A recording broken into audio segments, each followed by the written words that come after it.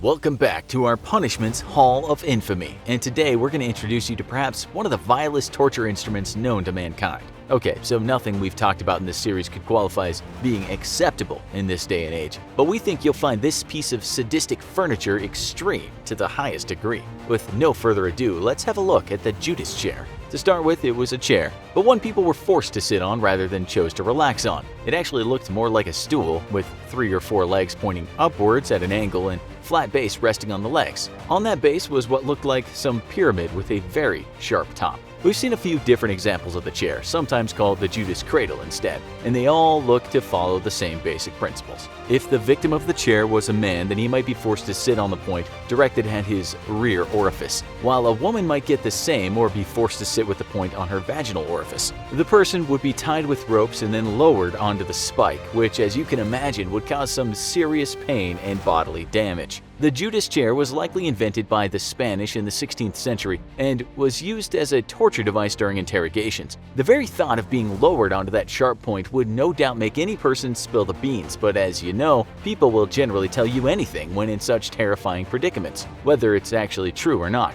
That person might not die immediately if the spike didn't penetrate too far, but sometimes oil or grease was used to make the passage of the spike into the person that much easier. At times, the person might have also weights tied to their legs to really drive the point home, so to speak. Or he or she might be naked, and so the humiliation of the experience was also a factor. Since the instrument was mostly used to extract information from someone, there were tactics the torturer could apply to increase the pain. One of those was to rock the person from side to side, helping to force the spike further inside the victim. A person would sometimes faint from the whole experience and be taken off the chair, but upon waking, they'd often have to go through the whole ordeal again. Even if they survived, their injuries were often so severe that they'd later die. Infections weren't exactly as easy to deal with back in the 16th century. We also can't find any record that the chair was ever washed. We're not sure what the worst part of the whole experience would be, the pain or knowing that you're the 100th person to get the worst seat in the world. It wasn't just the Spanish that had such a wicked device. In Germany, they called it the Judas Viga.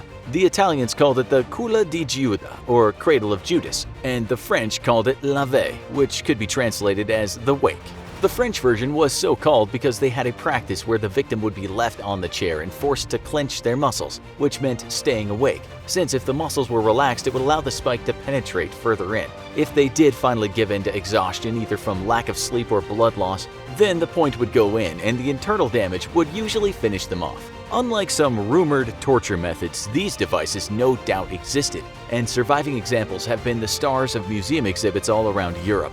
But finding recorded information regarding when they were used and who they were used on is not easy. Some historians say the chair might not have originated in Spain at all, but a solid alternative origin theory has yet to come up. Like other instruments of torture we've talked about, the items have been passed down through history, but the facts regarding the use of the instruments are blurry. We're guessing that executioners and torturers may not have been the most studious bookkeepers. Some other sources state that while the Judas chair might have seen its pinnacle of use during the Inquisition, it was also later used in various parts of Europe to punish people for everything from adultery to the torturing of people accused of witchcraft. Folks weren't as put off back then by the idea of torture because they were big believers in sin and an afterlife waiting for them when their hardships in the current life were over. If people did bad things, then they could repent during torture and then head to a better place. And if they were innocent, well, no harm done, they're in heaven all the same. There's also some evidence for a similar torture device existing in parts of Asia, notably Sri Lanka and Thailand.